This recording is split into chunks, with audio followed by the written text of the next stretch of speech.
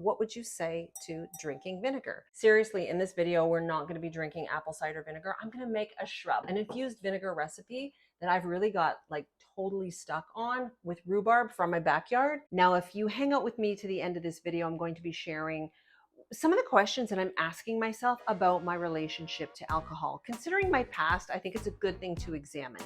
And I want to do it transparently and share because maybe these questions might help you too. Before I get rolling, my videos are always for information, education, and conversation. So none of this is medical advice. And because I'm going to be talking about alcohol, touch a little bit about alcoholism in my family, this might not be a video that you want to watch. So yes, the recipe will be listed below. You can fast forward and just watch like what I'm doing when I chop things up. I'll put the ingredients on the screen, but I'm just telling you, maybe this is a conversation that's kind of bothersome for you. So skip this video, we can talk again.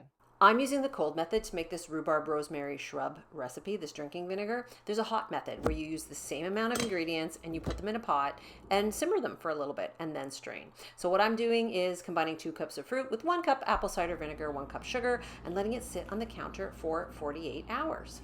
In this channel, I love to talk about midlife wellness that is more than just food. I hope you'll hang out. Now, I'm going to share with you the company that I started buying drinking vinegars from. They're here on YouTube as well. But I also started making my own, and I like to have both on hand when I want to have a refreshing drink or when I want to have a mocktail that tastes delicious, that's different, that's refreshing, that's a little tangy and not too sweet. Certainly, sugar can flavor this baby up so that it tastes way better than just plain apple cider vinegar. Oh my God. I've seen rough chop, I've seen fruit thrown in a food processor, so it's really, really finely like chopped up and blended and then put in with the sugar and the vinegar. I'm stripping my rosemary leaves. I like how it just releases the flavor. I love the smell of rosemary. So I'm going to set those aside and I am going to roughly chop my rhubarb. And I will tell you, when I strip the rosemary leaves, every time I save these like little stems, I throw them in a freezer bag with other vegetable scraps to flavor my soup stock, and I might even like pop them in a stew as I'm cooking. I love the flavor.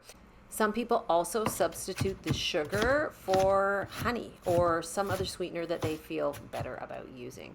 Me, I use the sugar. This is honestly so easy. The only measuring cup you're going to need is like a 1 cup measuring cup. I honestly don't even pull out the liquid measure for the vinegar because like it's forgiving. And, you know, maybe I'm a little bit lazy today. And I don't know if drinking vinegar in the form of like a beverage, not a health supplement, seems kind of weird to you. I don't really remember if this seemed weird to me when I first encountered some of these store-bought vinegars at a local store. But when I found them and they suggested this to me, I was like, yes, sign me up. Yes, please. And maybe this would be a good time to talk about the health benefits of drinking vinegars. Are drinking vinegars actually healthy? Now, it depends on what your version of health is and what you're trying to achieve. Now, if you are looking for a no sugar beverage, this ain't it. But if you are trying to limit your alcohol use because of your concern about your relationship to alcohol, maybe you want to have a month of cutting alcohol out, or for other reasons, this could be a viable, healthy option. Apple cider vinegar itself does have documented health benefits. There are research articles that talk about the potential for turning on digestion, for even killing pathogens in the stomach. And as we age, we do have less digestive potential. We don't have enough digestive fire, digestive juices. With the stress, sometimes that gets shut down. So using apple cider vinegar itself, diluted in water, be careful of your teeth. If you have dry mouth, that's always something that I'm going to be talking about when it comes to acidic drinks. But apple cider vinegar in water can be one way to boost hydrochloric acid in your stomach. It's not for everybody, and it has some of the same cautions as lemon water. I've talked about that in another video. I'll link it below. But I think choices like this within context can be healthy. Alcohol itself, or alcoholic beverages, contain ethanol and alcohol.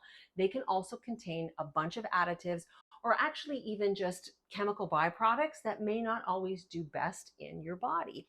They can also contain histamines and mold. When you think of fermented beer and even wine, there can be molds in there. So people who have allergies, mold, fungus issues, you may not want to be drinking those. Yes, I know vinegar can contain mold as well. It's a personal choice as to what you drink, and you have to work with what fits you. And maybe I should preface this by saying yeast. Yeast, fermented bacteria. There's bacteria in fermented foods, and some of them are beneficial. And some people are worried about the sugar as far as addiction. And I don't think we can compare apples to apples. A lot of holistic nutritionists talk about sugar being as addictive as drugs. Well, sugar can light up the dopamine pathway like drugs, prescription drugs, recreational drugs, yes. But and I quote, however, with drugs, this increment occurs repeatedly every time it is given compared to a decline in release observed with palatable food. So what this means is that when you do a recreational drug, and I'm not an experienced recreational drug user, okay, but there's a habituation process that can go on where there is a decrease in the desire to eat the palatable food in a lot of people. Now, I know there are exceptions to the rule, and I'm not a psychologist or a research scientist. There's a ton of research on food addiction, and it is multifactorial. In fact, I did interview a PhD level dietitian, Dr. David Wiss, on my podcast about this very thing. He's got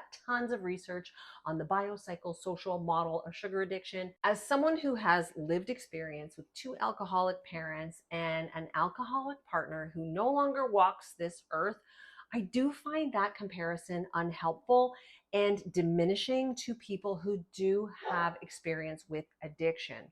The literature does not say that these are exactly the same when it comes to alcohol and sugar. If you are watching the sugar in your diet, maybe you want to lower the sugar in a drink like this after you try making it once, but we're also putting a tiny bit in water. We are not drinking it straight. Let's get back to the recipe. So I started pouring my sugar thinking that the camera was on, and I already have 2 cups. It's about 2 cups of the chopped up rhubarb and some rosemary in my little glass measuring cup here. And I've got 1 cup of sugar that I am adding in. You can add more or you can add less. And this is where we're gonna add the vinegar. So this is my wine glass. I bet you it's gonna be like, oh yeah, it's almost a cup.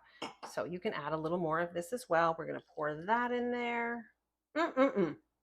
Let's get a spoon and stir it up. Now this is the cold method. This is going to sit on the counter or in the fridge. There are different directions out on the internet of what you can do. This is gonna sit and really just kind of macerate for 2 days. Now I've done this without adding the vinegar first, and I'm doing this one adding the vinegar first. Vinegar. So I'm going to cover this up.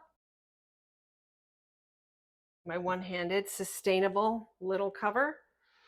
I'm going to let that sit. If it gets any hotter in here, I might actually put this in the refrigerator. But there you go. Give it a stir once in a while. You will see the sugar sort of sitting on the bottom. Now, if this was a hot method, you would honestly cook this on the stove, cool and strain, and it's a lot quicker. I wanted to know where the word shrub came from, because I think when we talk about shrubs, all we think about is bushes. Shrub seems to be Arabic and comes from the word shabah, and that's where I found this information. This whole thing became popular on the cocktail scene in and around, like, I don't know, mid-2000s. So I know I'm older, I'm late to the party, but I'm glad I arrived. So even sailors in and around the 16th to the 18th century drank shrubs to prevent scurvy because the fruit was preserved in the vinegar. So the vitamin C from the fruit, apparently there was enough in there to prevent scurvy.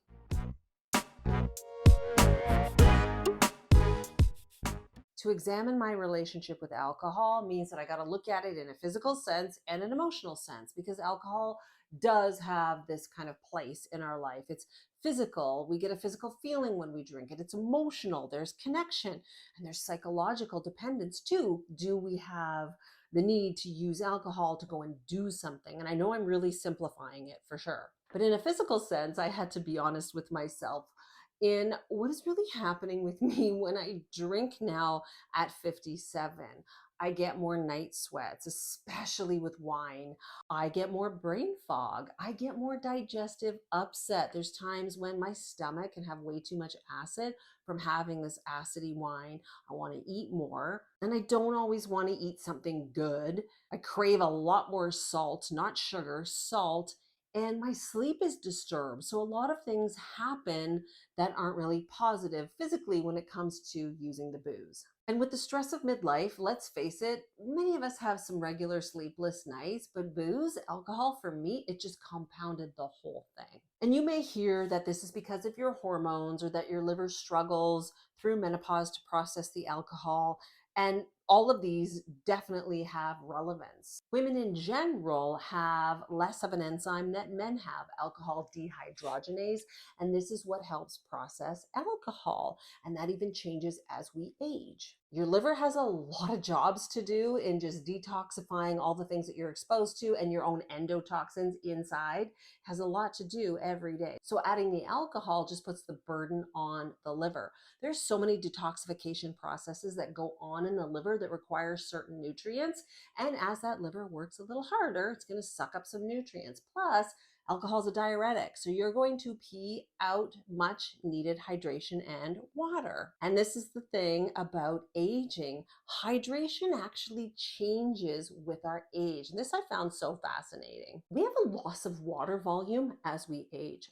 What is that? We lose fluid in the joints and in the tendons. We lose fluid all over. We have a whole different response to hydration as we age. We are not holding on to water like we should. So I guess this means that maybe we can't dilute the alcohol. Estrogen and progesterone have an effect on hydration. They both affect the way we retain fluid, and we need to do that for cells to function, and they both also affect cardiac function. Age itself has an effect on our fluid balance. We have a different cue for thirst. It's not as like potent or receptive as we get older. So when we exercise, when we sweat, we may not have that thirst cue like we did when we were younger. To talk about the effects of alcohol on our bodies requires a whole other video of the nutrients that it might require to like detoxify from alcohol. But it does affect our bone, our bony remodeling, because bone is a living organ. It's constantly like resorbing and building back, and alcohol does affect that. And if you're in perimenopause, alcohol can actually raise your estrogen, which can increase your symptoms in perimenopause, change your sleep to that detriment that I was talking about. And when you're in menopause or postmenopause, alcohol still plays a role as far as changing your estrogen. This requires like a whole other video. I find this stuff interesting. If you do, drop a thumbs up in the comments. And there's the personal and emotional sides to alcohol in my life. And mentioning that my parents were alcoholics even has me wondering, why do I still drink? I've had a partner who lost his life to addiction. Why am I still drinking? I'm going to get really honest. When it comes to the emotional side of alcohol, for me, it's connection. I have always felt like I've connected with a lot of my girlfriends over alcohol, wine nights, all of that kind of thing, girls' night out, have a glass of wine, and it's ebbed and flowed over the years. Not all of my friends are drinkers. We don't always drink when we see each other, but you know, there's times when you have to let off steam, and that's one of the ways to do it. You go out with your friends and you have some drinks, and it lets down your inhibitions, and you may talk more about what's bothering you with your friends and to let it off your shoulders. Now, I'm lucky. I certainly have a good group of friends where I don't need to have a drink to talk to them.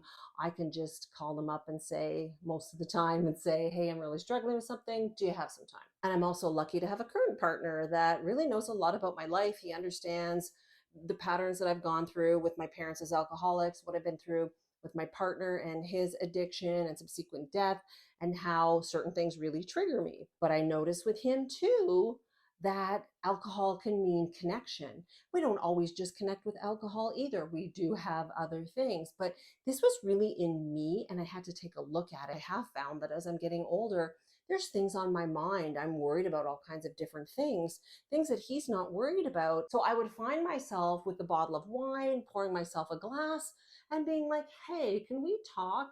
And it felt like connection. But what I really saw was that it was a way for me to get out what was on my mind. And I didn't like that. You know, I have a safe space.